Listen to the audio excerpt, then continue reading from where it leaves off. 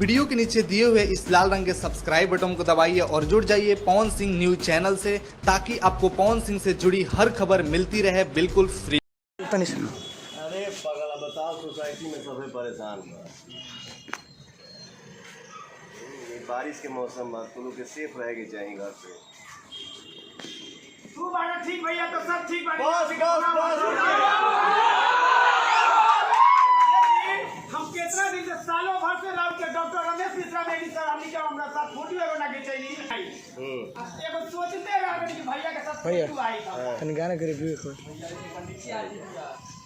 आ जा भैया। I love you I love you boss.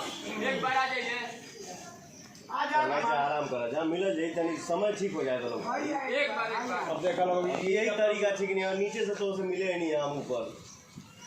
जा आराम कर, फिर मिले जी। भैया